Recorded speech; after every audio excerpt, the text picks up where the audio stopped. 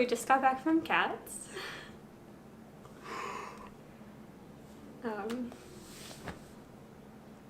We have a lot of thoughts. We do. A lot of thoughts.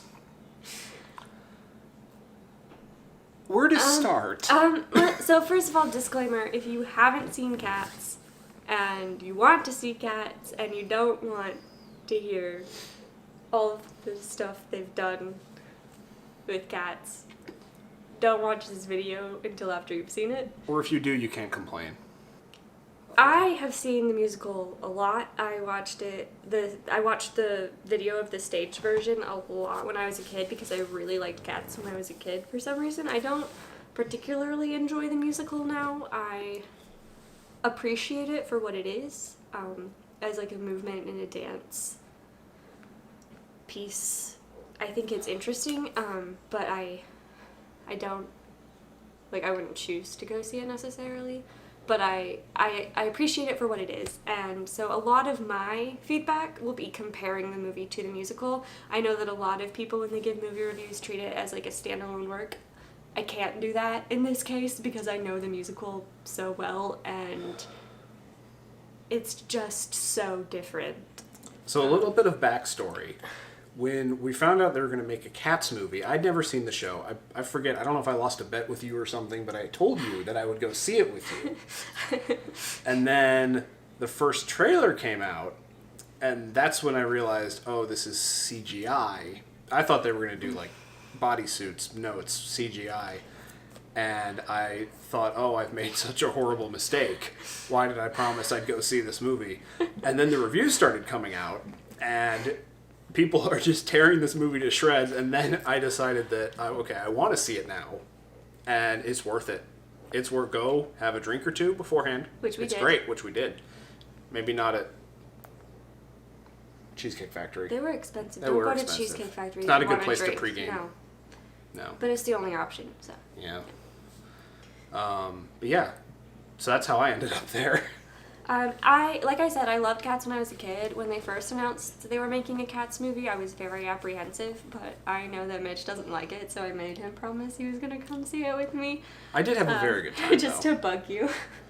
I wasn't actually that serious about it, but I knew that what they were going to do is they were going to take the musical and they were going to add a bunch of dialogue and try to make a story out of it. And Cats doesn't need a story. Like, it has a vague, what's the word when it's not a plot? Premise. It has a vague premise, which is enough. You don't need a whole plot line for Cats. And if you try to make one, it's gonna be stupid. And I knew it was gonna be stupid, but this movie was even worse than I ever expected. Even after reading and watching a bunch of reviews from critics or like YouTubers that watch a ton of movies, I had no idea what I was in for. Yeah, so that's a pretty long disclaimer. That was pretty long. This is going to be a long video. We might split it up into multiple parts. Or it'll just be a long video. Settle in, folks. We'll see. We'll see how this goes. Okay. So let's go in order. Yeah, we'll just start at the beginning.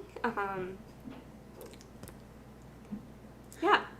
So it opens, spoilers, this old-timey car is driving down this city that looks like London crossed with Vegas. Like it's London with a bunch of neon. Would that be a good way to describe it? Yeah, I would say. Old-timey car, London, Vegas. Which I would set it older personally if I was directing it, because like Asparagus, or Gus the theater cat, he like talked about Queen Victoria. Like, yeah. I just feel like it was a little too modern. I don't know. I don't know what they were thinking with any of this, so none of it makes any sense. And that's fine. Lots of people said things in different time periods. So anyway, this old car is driving down this road, and a human person gets out, picks up this like pillowcase, which has like a writhing thing in it, and then like chucks it down. It's awful. I had my mouth like dropped open. You did. I was like, what are they doing to this poor cat? It's safe to assume it's a cat. It's called Cats. Yeah. It's in the bag. Yeah. Oh, no. So, and then then there's a bunch of other cats that appear. But they're all humanoid. Oh, of course. If you're watching this, I'm sure you've seen the trailer at least. If not, go watch it right now and then come back. Just go watch it. Yeah. Just go watch it. So anyway, all these cats appear, and instead of, like, helping the cat in the pillowcase, they just start, like, circling it. And I thought they were gonna, like, kill it or something. Like, it's very menacing. It was very cultish. I thought they were gonna, like, set it on fire. Like, I had no idea what they were doing. it was weird. But anyway, the cat in the pillowcase is Victoria, the white cat, who's kind of the stand-in for the audience in the movie version of Cats. I had a big problem with Victoria. We'll get into that more later, but I thought that she was unnecessary and that she detracted a lot from the story, or the premise, I guess, of the... Like, a lot of things lost their effectiveness because Victoria just, like, ruined it by existing. I don't know. We'll talk more about that later. Ouch.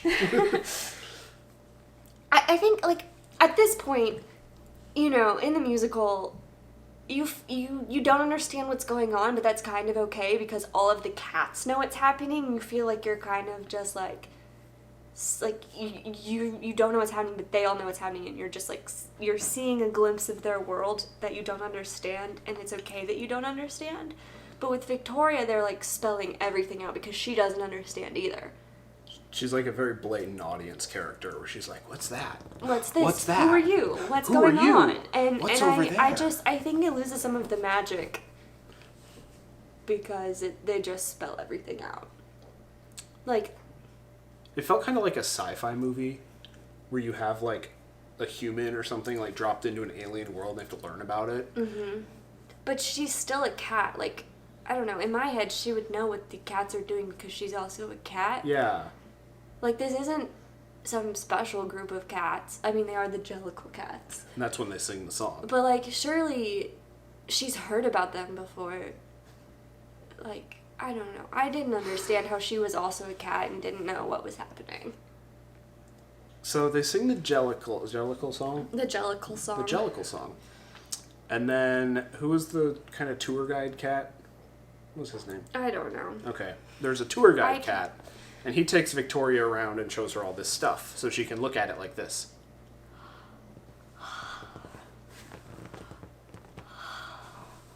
That's Victoria's face the whole movie. Yes. So they take her to meet Rebel Wilson first? Well, first we have to talk about the naming of the cats. Ah. So there's this song that's the naming of the cats, and it's a way that the cats kind of introduce themselves in the musical, because every cat has 3 names. They have the name that their humans call them, they have their unique special name that other cats know them as, and then they have, like, a third name that's, like, their like, heaven name that, like, they carry with them through all their regenerations and different lives and things like that. In the movie, they say every cat has 3 names, but then they only describe 2 of them. They say every cat has 3 names. You have the name your humans call you, and you have another one. And they don't explain at all. No. And they never say what the third one is. They don't even really say what the second one is. And Victoria never learns her, like, second name, which is, like, a whole thing. Victoria's like, I don't know what my second name is. I only know Victoria. And she never, like, discovers her second name, which would be something that if you are making Victoria this character and you are trying to give it a plot, like, that's something you have to resolve. How did you feel about... So, Victoria's played by, like, a professional ballerina, I think. How did you feel about her singing? I didn't really have a problem with her singing. I had a problem with other people singing, which we can segue into Rebel Wilson. Let's go to Rebel Wilson. Rebel Wilson was playing Jenny Anydots. I don't think that was a good choice in casting at all. It was so funny. So funny. Jenny Anydots is supposed to be a tap number, and I don't think they did a tap sequence at all. She kind of, maybe for a couple seconds, did something. I don't know. It wasn't a tap number in my opinion. I don't know much about dancing. I don't know much about singing, but Rebel Wilson was not tap dancing very much because it wasn't noticeable. And her singing, she had absolutely no breath support whatsoever. It was very breathy. That's okay. Actors will. Okay. My friends will know what I mean. She had no breath support at all. It was very breathy, very raspy. She was like, in between phrases, she was like gasping for air. Yeah. It wasn't great. And that's just the singing and the dancing. Oh, that's just the beginning of this part. Rebel Wilson was my least favorite cat of It was all so of the fun. cats. It was so much fun. Oh god, the mice. Sorry, can I? Yes. So you know the DARE program, where they go to schools and tell kids not to do drugs? They can cancel that now. They can just show them the Rebel Wilson clip from Cats and tell them if they do drugs, this happens. No one will do drugs anymore. It'll be great. And it's just whenever she didn't know what to do. Well, I don't want to say whenever she didn't know what to do. Whenever the choreographer didn't know what to tell her to do, she just fell over. And then she started eating CGI cockroaches. And like, you know, in this song, Jenny Anydots, she does sing about cockroaches. She sings about how they're lazy and she wants them to, like, join the workforce. And she's going to teach them how to, like, form a drum line and, like, do all these things. But it doesn't say anything about eating them. And she just starts, like, eating them out of nowhere. And it was very confusing. I don't think she knew what the words were that she was singing, because nothing she was doing matched the words that she was singing. I don't even know where to start with this. Talk about the CGI mice. Oh my gosh, the CGI mice. So she's got some mice that she keeps, like, under the cabinet or something. And they are really badly done CGI mice that are small, obviously, because they're smaller than cats. But they have the faces and voices of human children. And it's horrifying. And it's so funny. They're the worst animated things I've ever seen. It's so bad. It looks like something that would have been made in, like, 1995. It does. It really does. It's so terrible. Yeah, it's not great. And the cockroaches have human faces, too. They're harder to see, though, because they're so small. But they do. Like, But they do. Mm-hmm. what? Why? Mm-hmm. Why? I mean, it was good for a laugh, but... It was. Why? But, oh god, it was awful. And then she starts eating them. And then, not the mice, the cockroaches. The cockroaches. Which doesn't make sense. You would think the cats would eat the mice. You would think so, but the mice are played by children, so I guess they don't want to eat children in the movie. That'd be too scary. I don't know. This movie is horrifying, It's so scary. that probably wouldn't have helped. I don't know. Yeah. So then, after Rebel Wilson falls over like 30 times, not exaggerating. It's not funny. Like she's trying so hard to be funny, and she's just not funny. Like you can't, like, humor is supposed to be witty, at least in my opinion. Like even slapstick has to, like, you have to think about it. You can't just be like, well, I'm gonna fall over. I'm gonna fall over again. Isn't this funny? Like I'm Rebel Wilson. Haha. And I like Rebel Wilson in other stuff. Like Yeah. she was funny in Jojo Rabbit. Oh yeah, she was very funny in Jojo But this Rabbit, one- and I've heard her sing better in other stuff too. Yeah, I don't know what was Like going she's on. not the best singer, but like She can sing decently. She can sing better than I can. Yeah, well, not in this movie. Yeah, good point. There's a lot we could say. There's a lot. We could do hours of just Rebel Wilson. just Rebel Wilson, but we'll move on. Yeah. So the Who's next? Rum Tum Tugger. Rum Tum Tugger. These are cat names. Well, it's the second name of the cats. Because The remember, second name of the but we cats. never established that in the movie, so it doesn't make Whatever. sense. We call him Rum Tum Tugger. His name is Rum Tum Tugger.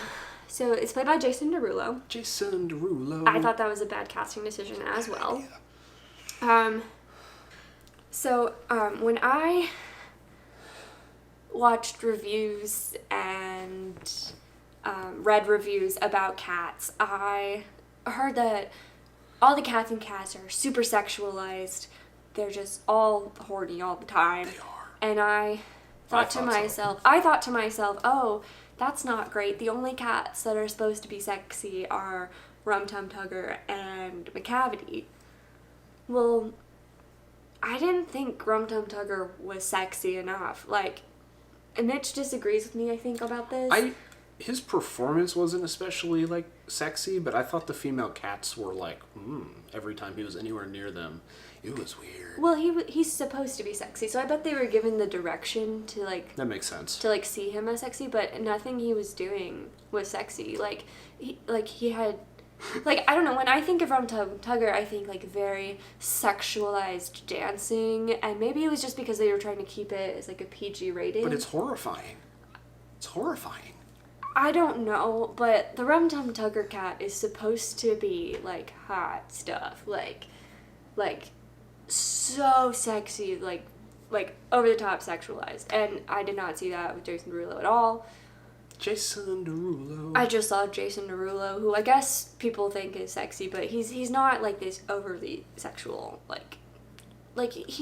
don't know. Well, you're supposed to do, like, thrusting and, like, you know. Like, that's what Rum Tum Tugger does. Like, that's just, I don't make the rules. Well, I think part of what didn't help was they made all the other cats sexual, too. That might have been part of it. This is a movie about, like, CGI cat human people. It's so sexual. It's so bizarre. At one point, Rebel Wilson literally goes, like, spread eagle. Even, like, later in the movie, like, Judi Dench is, like... raises her leg up, like, hello. So, yeah, he just didn't work that well, I didn't think. I don't think his voice was right for the part either. I think they had to change the key, and they had to make it much higher for him, which I think also took away from, like, the very, like, manly sexualness. Like, I'm not the type of person that's like, oh, gender roles, but, like... Probably should have been Idris Elba. I think Idris Elba would have been a great Rum Tum Tugger. I really, truly do. I think that would have been really interesting to see. I mean, I don't know how well he sings. Probably not well, but... They could fake it. A lot of other people in this movie can't sing very well either, so it's fine. He was fine, but he was just Jason Derulo. They, like, made the song much more poppy. They had, like, electronic music. I definitely got the vibe that maybe they let either Jason Derulo or somebody that works with him kind of retool the song. Because it sounded like a Jason Derulo song, even though it's from Cats from, like, 40 years ago. But yeah, all the female cats just followed him around. Even Victoria, the main character, was like... Every time he, like, moved. Which is what they're supposed to do, but he's supposed to give them a reason to do it. Yeah. And he didn't. He was just kind of Jason Derulo. He was just Jason Derulo, yeah. I liked when he screamed milk.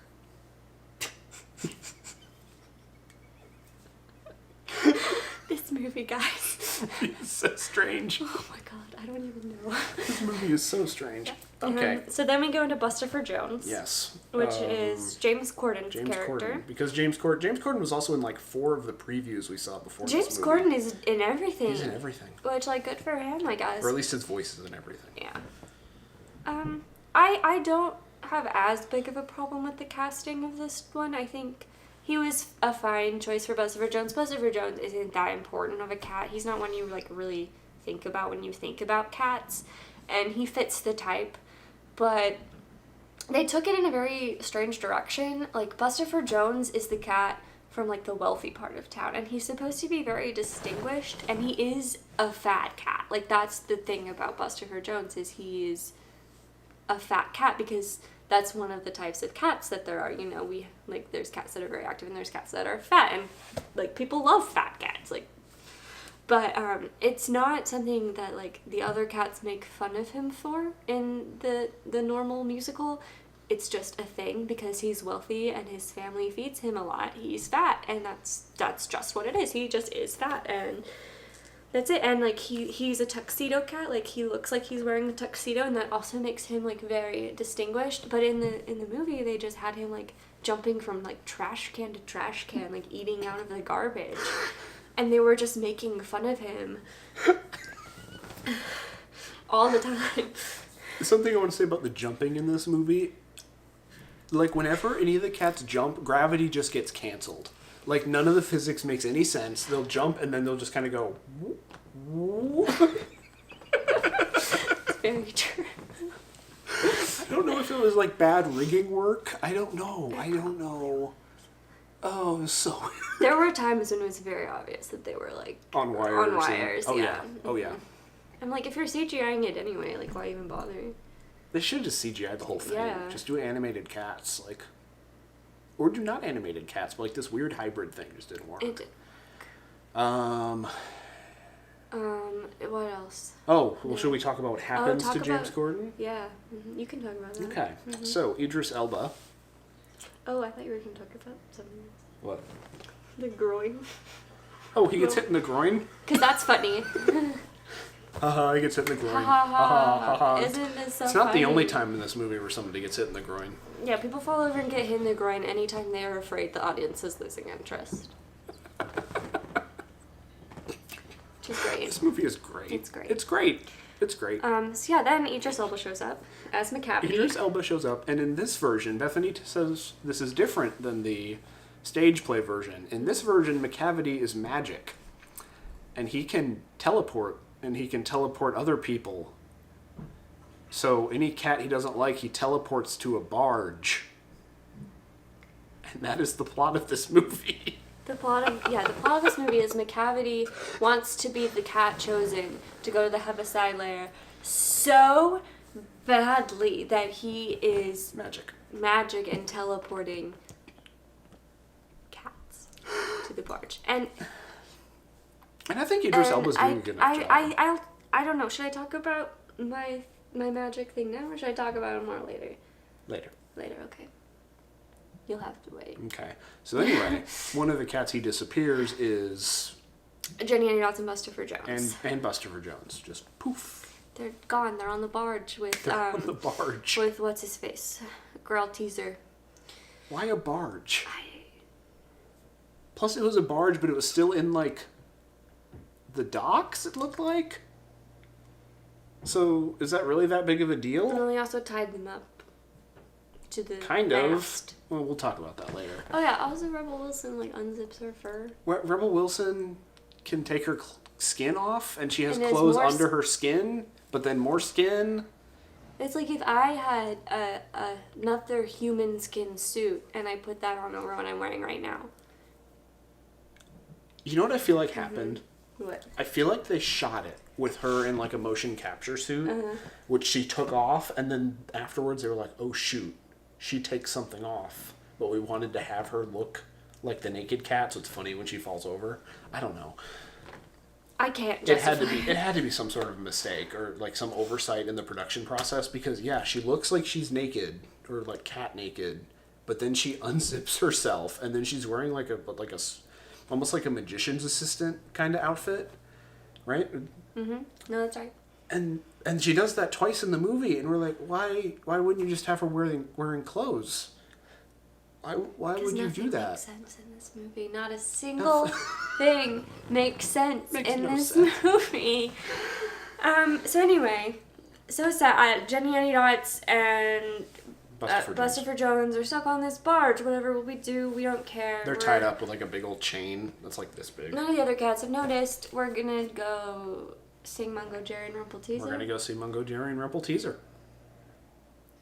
So Bethany's face during this part in the movie was so funny. Mungo Jerry and Rumple Teaser is one of the worst songs in the musical. It is annoying. It is annoying. It's just so annoying. I don't have another word for it. It's annoying.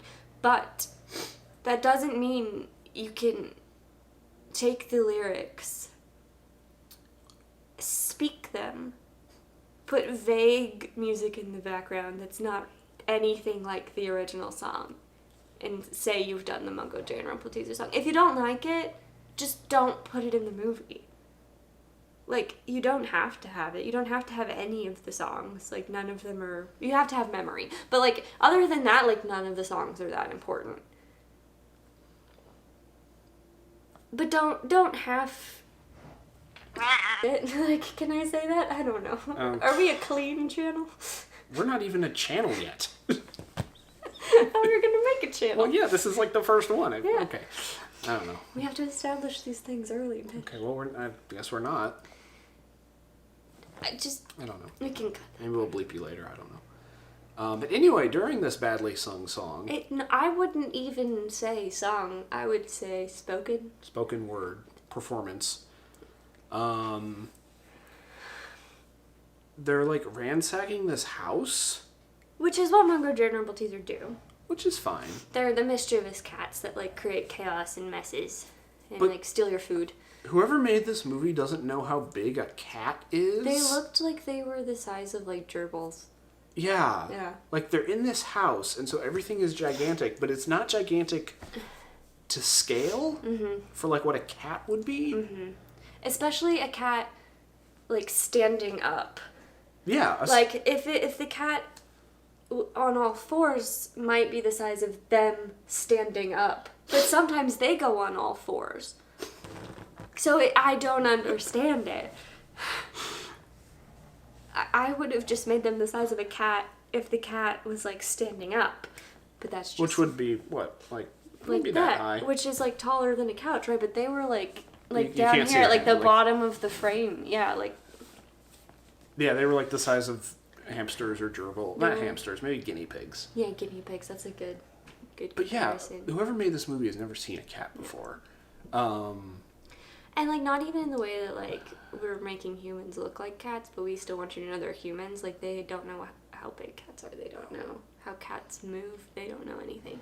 No. Like it's really sometimes strange. their tails would all move in unison, and it was the most cringy thing. Cats do not have prehensile tails, except in this movie. They could like hold things with their tails and like move things with their tails. Yeah. And they had so much control of their tails. That's not was- how cats are. at one point, like all their tails were like vibrating.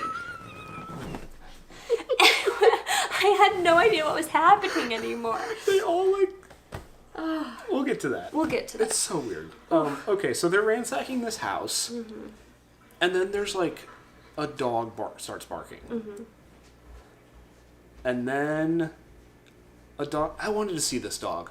I wanted to see what this dog would look like. I did not. I wanted to see the dog. I had seen the mice, and I did not want to see a We've dog. already seen a human person and a mouse or mice and cockroaches. I wanted to see this dog. You never see the dog, but they have to. Who's the magician cat? Mr. Mistopheles. Mr. Mistopheles shows up to rescue Victoria, who has gotten herself stuck. All the cats are obsessed with Victoria. They love For Victoria. some reason, they all are obsessed with Victoria. I guess because she's the new cat. 'Cause they she's all the want to main be character. her friend. I don't know. It's weird. He shows up. This He like pulls a bone out of his hat. He throws it for the dog. Mr. Mistopheles is not, or Mr. Mistopheles is actually magic. Yeah. He can just pull things out of his hat, like whatever he needs. Which again, I have a problem with. It's a very good plot device. I'm just gonna talk about my magic thing now. Okay. So, in the songs about McCavity and Mr. Mistopheles, they do sing about the cats having magical tendencies. However, that does not mean that the cats are literally magic. Except in this movie. Except in this movie, because they don't know what they're doing. Every song in Cats is about a trait that cats have, or some cats have, or a trope about cats, like they like to hang around railway stations, things like that. The McCavity song is about cats that like to hide. So you never know where they are. You think you see them somewhere and then you turn around and they're not there. That's what the McCavity song is about. It's not about people literally teleporting. To a barge. To a barge, of all things. The Mr. Mistopheles song is about cats that steal things from you and hide them. So similar idea, like hiding things, but this time it's not Mr. Mistopheles hiding himself. Mr. Mistopheles is stealing like shiny things that he's found around the house. And then when you least expect it, you like see him playing with it, you know? It's not about actually having a magical hat that you can pull anything out of, or a magic wand that can like make lightning happen. Okay, that's all I have to say about that. So they escape the dog. They escape the dog. What happens next? Then we go and we all gather in some place. I don't know. They changed location so many times that I never knew exactly where we were. Sometimes they would just change locations without actually showing us moving. They would just cut to a new location. Mm-hmm. So I don't know exactly where they were, but they were in some sort of meeting space, and Old Deuteronomy showed up. I think it was supposed to be like an old theater. Yeah. That's why Gus was hanging out. Yeah. Well, this is where they're going to have the Angelical Ball, and where Old Deuteronomy will pick the cat that gets the next life. So it's all very exciting. Old Deuteronomy shows up, played by Judi Dench. I liked that casting choice. I liked that they made Old Deuteronomy a woman. I thought that was an interesting take on it. I thought Judi Dench was a good fit for the part. The Old Deuteronomy song was fine. It wasn't great, but it was fine. I don't remember anything being terrible about it, so it was probably one of the better ones. It was fine. It was fine. Then they went into like their big dance moment where it's just like instrumental music and they're just dancing. And this is when like we have the vibrating tails moment. Just the dancing. I felt like I could never trust the dancing in this movie because it was CGI. Like that's the whole point of the musical. When you go see the musical, you go to see the dancing and you go to see the movement work that the actors have put in to make themselves look like cats. Like you go to see them like cleaning their paws and like walking around on all fours and like being cats, right? But I never could trust that the actors in this movie were actually doing that, or if it was just something that they CGI'd in later. Like I could not trust that they were dancing. I could not trust that they were even like moving. I couldn't trust it. So the dance portion, it wasn't exciting because I didn't believe that it was real. I will say, the main cat, she can actually dance. And you can tell her athleticism is there. Yes. And her sections I did believe because they were very graceful and fluid. Yeah. But sometimes dances, especially earlier on in the movie, like the Jellicle song, would be very like angular and like not real. Like doing the robot, but badly. Like not trying to do the robot, but that's what it looks like. Yeah. Like if it wasn't 100% graceful, I didn't believe that it was real. Her, Victoria, and then Jason Derulo, and the tap dancing cat that comes later. Skimbleshanks. I feel like those were the only three that I was like, okay, you're a good dancer. I really hope that Skimbleshanks was real. I think it was. I have a theory about that. Okay. We'll get to that later. Skimbleshanks. So they're doing their little dance party. They do their dance party, and then we have... McCavity show up again? And then we have... I don't know. McCavity shows up a million times. I don't know. McCavity just pops in and McCavity out. shows up way too many times. McCavity... Poof. Yeah. Poof. He's, like, so dead set on, like... Being evil. the only person available for Old Deuteronomy to choose. And that's not what happens in the musical at all. Like, we don't need a plot. We don't need to force a plot. We don't need McCavity to really be a bad guy. Like, he's the closest thing we have to a bad guy from the musical because he's really creepy and scary, but he never does anything evil. No. Or at least I don't. So why does he have to now, just for the sake of the story? I don't know. So anyway, we have Gus the Theater Cat. Gus the Theater Cat, played by Ian McKellen. Who was having just a ton of fun with it. I've heard a lot of people didn't like him because he was like way too into it. It was so funny. I liked his dedication. If you're like as an actor, like yes, give 100% to every role you're in. Like even if it's stupid, do it. Like I admired it. I thought he did a great job. The other actors were pretending to be cats. Ian McKellen just was a cat. And that's what they all should have been doing. Like. In my opinion. He went for it, and I appreciate that. Went for it, 100%. I appreciated his performance. Could he sing very well? No. Does he have to? No. Gus the Theater Cat is past his prime. That's part of his whole thing. That's why he wants the new life. Is because he's not as good a performer as he was in his youth. He can't do it anymore because he's old and like brittle, and he can't do it anymore. That's why he wants a new life. I think that's totally fine that he couldn't sing as well. They did cut a lot of the song, which made me kind of sad because I think that the Gus the Theater Cat song is really funny because it makes fun of theater people, and I think that's funny. I don't know. So while Gus is on stage doing this, Deuteronomy is into it. Oh yeah, that's when we get the leg lift. Oh my gosh. Why? Why is this in this movie? Well, Deuteronomy is typically a male cat. I mean, Not that that's it's okay for it to be Judi Dench. I don't care about that. Yeah, but like... Why is she into it? Like... Why? We don't know why she's into it. Why? We don't know at all. Why? Anyway, who comes after Gus? Is that Skimbleshanks next? Yes. Are we done with Gus? I'm done with Gus. Mr. Mistopheles like pulls out a magic wand and makes random lightning happen, and all the cats are super into it. At the very end of Gus's song. Yes. And they start like meowing, but it's very obviously like a sound that they added in post, rather than like actually having the actors meow. Which I get that like the actors would probably feel a little bit awkward. Ian McKellen was doing it. Meow. I know. He was going for it. I think they should have had the actors do it, but I don't think that's what they did. I think they put in sounds of actual cats, and it was kind of strange. Okay. Next. Skimbleshanks. Skimbleshanks. I really liked Skimbleshanks. I thought he was fun. I like that song. It's peppy and fun, and like it's like a good burst of energy when you're starting to like get bored. When you're starting to feel like this is dragging on like way too long. You get Skimbleshanks, the railway cat, and you're having a good time again. I don't remember it being a tap number in the musical. I might be wrong. I'm gonna look up who played Skimbleshanks. I might be wrong, but I don't remember it being a tap number in the musical, but it was very heavy tap in the movie, which is fine. Like, that's fine. You can change things like that, but I don't know. I just wanted the Jenny Anydots to be the tap number, because that's what it's supposed to be.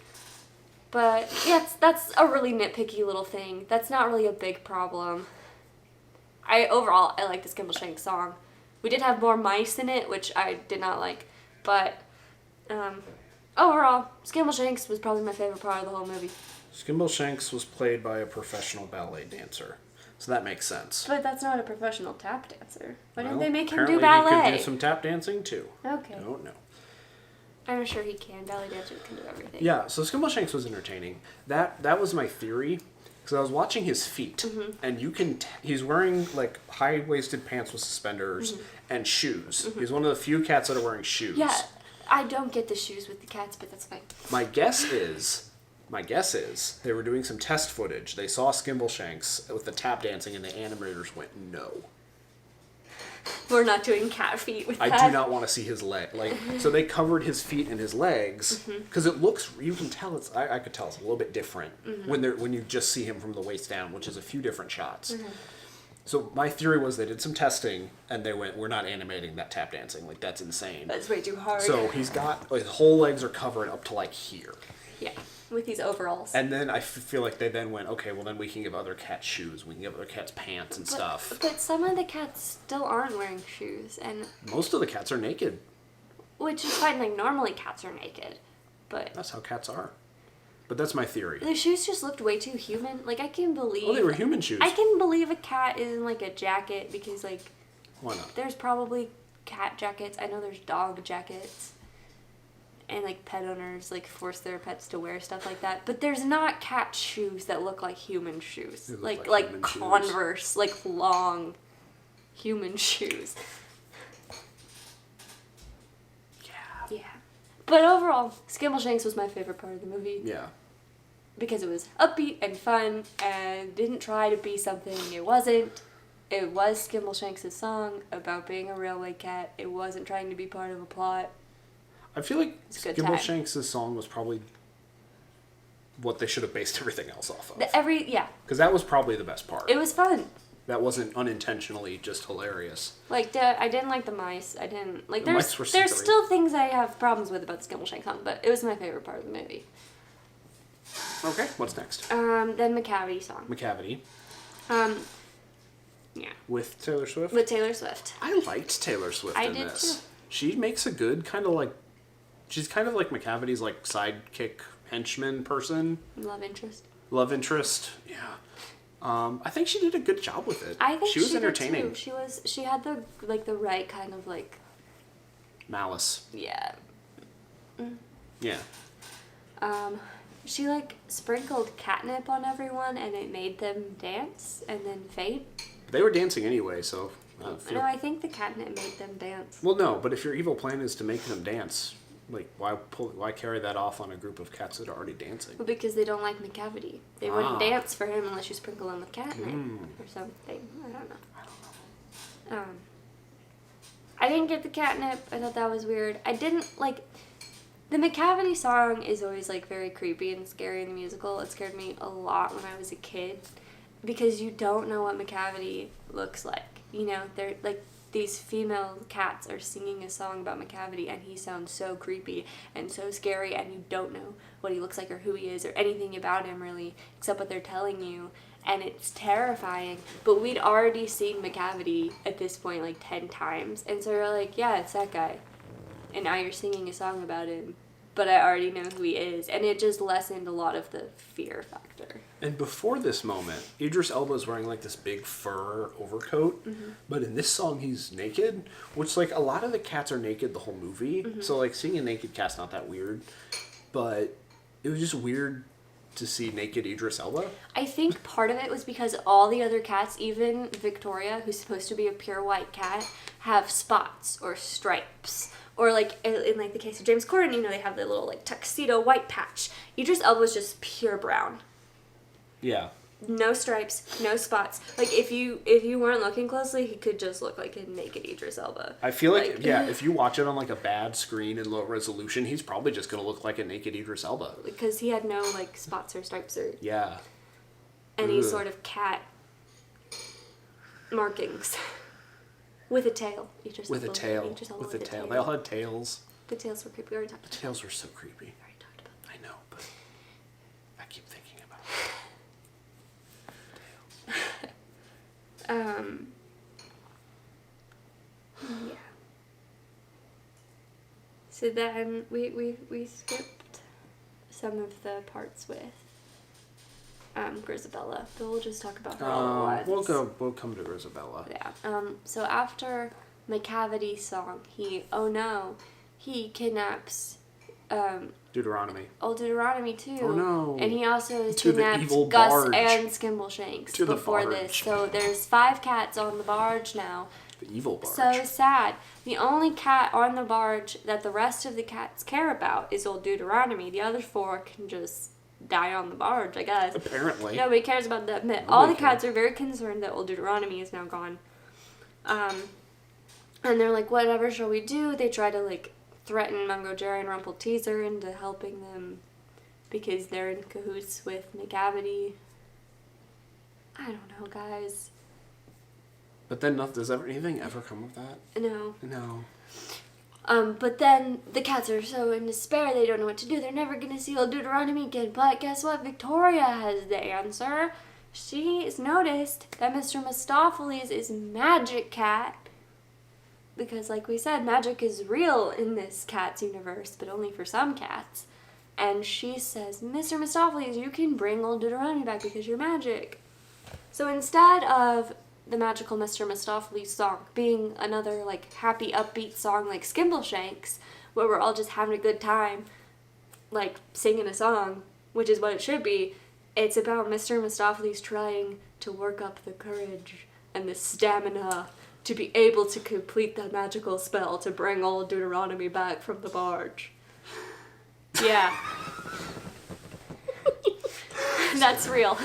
That's a real sentence I just said. For some reason, I don't know if it was the actor's choice or the director's choice, but the whole movie, Mr. Mistopheles is, like, shy to the point of, like, hiding all the time.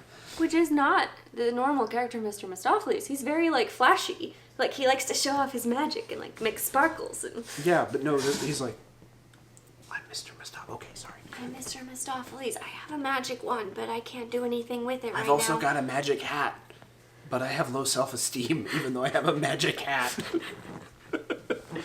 And he keeps trying this spell over and over and over again, and it keeps not working. And it gets really depressing. Like, the like tempo of the song slows down. Yeah. The cats are like giving up on him, but then Victoria like rallies them all back together. And Victoria like, does everything. She does, and it's Except stupid magic. because she doesn't do anything in the musical, like, except do a ballet dance once. Like, come on. But he just keeps trying and it keeps on working and it gets so sad, and then they turn around and guess what? It did work. Old Deuteronomy is there, just not where he intended her to appear. But the other 4 cats that got kidnapped, nobody cares about them. They're still on the barge. They're still on the barge. They're just still on the barge. They don't care. Nobody cares. Nobody. Hey. No, but Mr. Mistopheles doesn't need to bring them back because nobody likes them, I guess. I don't know.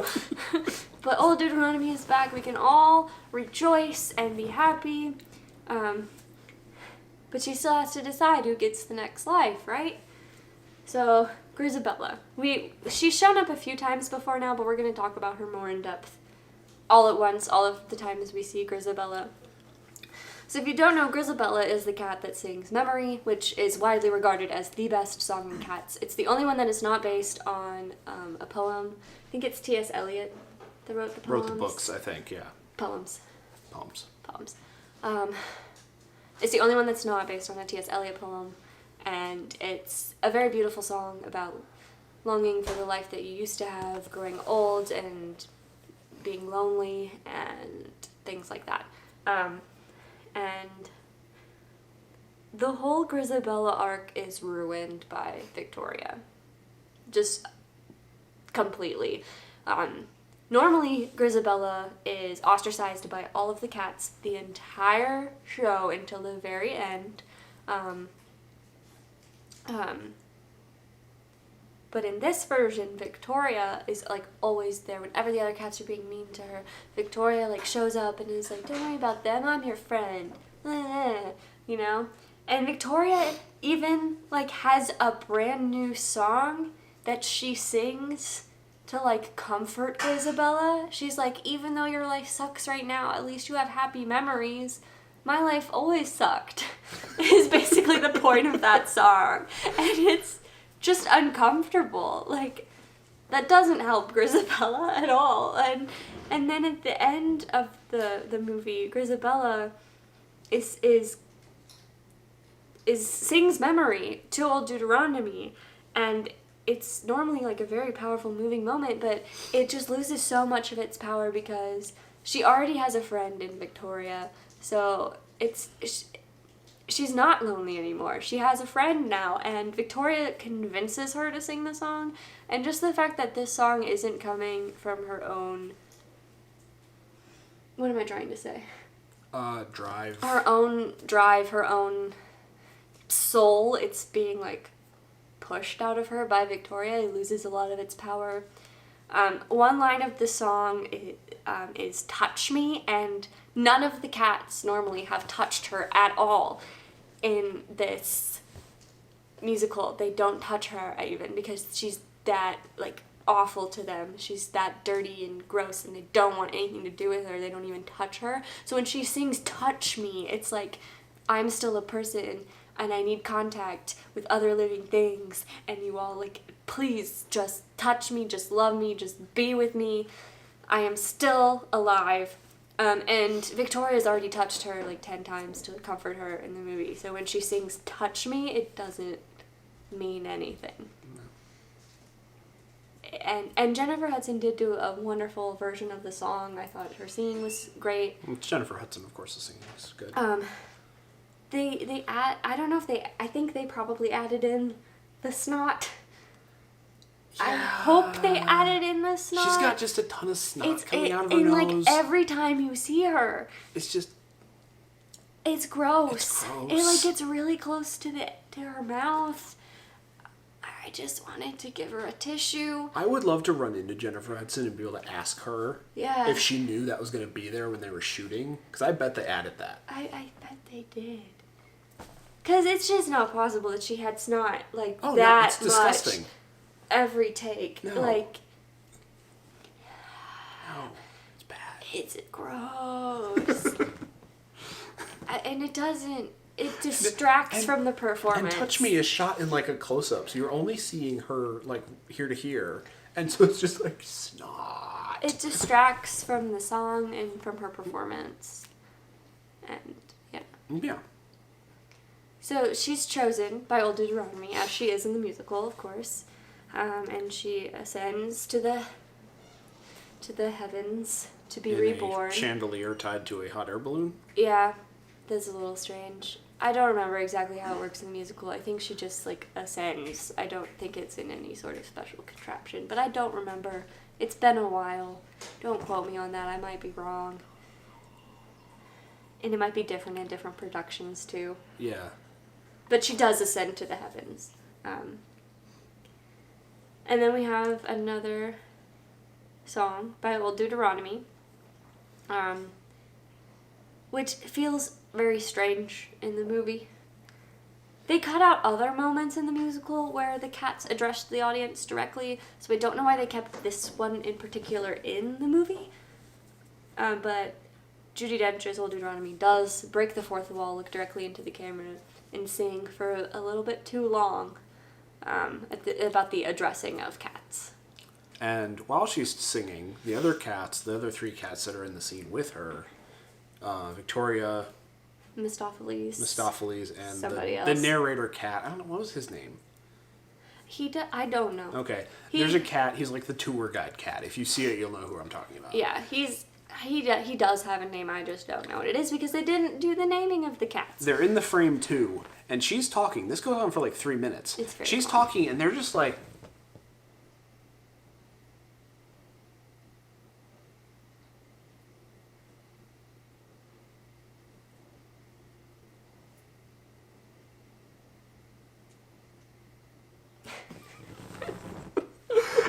It's so weird. Why? And the other cats are like doing like in sync choreographed movements, like down below them on the ground. It's not dancing. It's almost like Tai Chi. They're just like.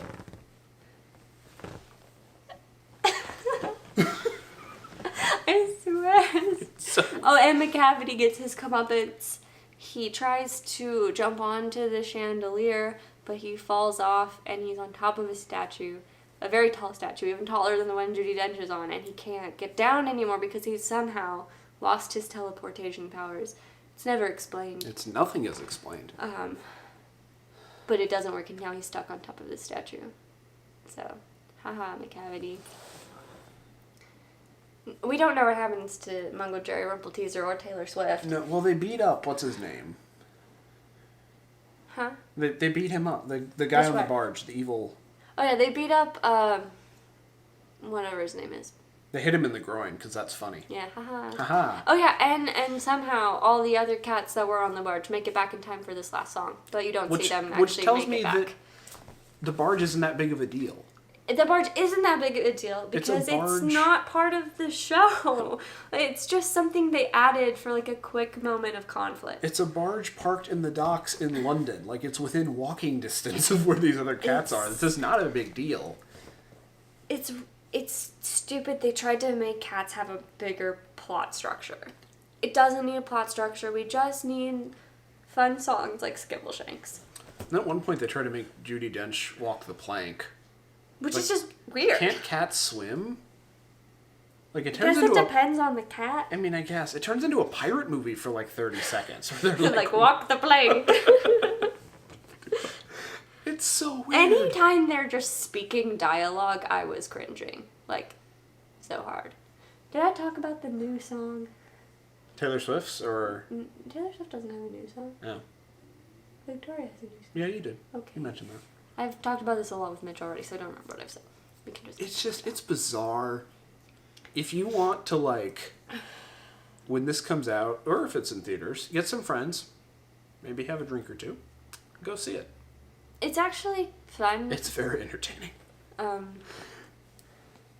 want to go see it, like, Rocky Horror Picture style, That'd like when everyone in the theater like is totally fine with you like yelling things at the screen and like like making fun of it, singing along, stuff like that. I think that would be really fun if it was just like accepted, because the whole time we were in the theater there was like 3 families sitting in front of us. We sat in the very back, thank goodness, because I moved around a lot, just doing stuff like this. But I think I didn't want to disturb the families in front of us by making loud noises, even like laughing. The guy sitting in front of me was stifling laughter too. Yeah, that's good. I think most people probably were, but just on the off chance that someone actually liked this movie, I did not want to be the one that ruined it for them. So I tried to be very quiet, but it was difficult. Yeah. It's so, like, and then, like, so, like, they tried to act like cats, but it was inconsistent. Like, there's one scene where Grisabella's trying to leave, and she, like, starts crawling, but it's clearly just Jennifer Hudson crawling. And there was one moment when Victoria's, like, walking towards Grisabella, and she wasn't walking, but she wasn't being a cat either. She was, like, crossing her legs, like... And I didn't know why. I noticed Victoria kept doing that. Every time she would stand, she would, like, hold her knees together. I don't know if it's like a dancer thing. I'm like, what are you doing? That's not how That's cats not stand. cats at all. I noticed every time she wouldn't move, she'd stand there with, like, one of her knees turned in. I was like, why? It is a lot of fun. Okay, so 0 to 10, what would you give it? 10 being good. 0 to 10, I would -5. But on humor wise, I'd give it a 12. I would give it, like, from, like, a filmmaking perspective, I would give it, like, a 1, maybe. Like, it's just a whole bunch of, what were you thinking? And to think that, like, up until, like, 3 days ago, they had this on their For Your Consideration page for the Oscars. I'm like, who saw this Like, and thought this was Oscar worthy? Like, watch this and then watch Once Upon a Time in Hollywood. Like, I don't particularly like either, but Once Upon a Time in Hollywood is obviously an Oscar contender, and this is obviously not. Like, it's going to be in the same category as, like, Rocky Horror and, like, The Room and, like, those movies that are so bad that people just watch them for fun. Birdemic, maybe, even. Yeah. Except it costs, like, probably $100 million more than Birdemic. And it's so sad how much money they spent on this movie and how many big name stars they are. And I feel sad for people like the actress that plays Victoria. I have no ill will towards her. I think she's a very talented dancer. I thought she was a very good actress, doing the best with what she had. And I really hope this doesn't hurt her future career because, like, she's talented. She could do a lot of things. But, like, this is her first big thing. And it's so awful. I really hope that, like, this doesn't hurt her because I don't have any ill will towards any of the actors or actresses in this movie. Just the screenwriters and directors and producers and, like, everyone else. The director of this movie has an Oscar for directing. I don't understand. How? Gosh, I don't know. I don't know. I don't know either. All right. Anything else? No. Okay. I mean, I'm sure I could think of many more things to say, but that's all for now. That's all for now. Let us know what you think. If you've seen it, if you do see it, come back and let us know what you think. I'd really like to know.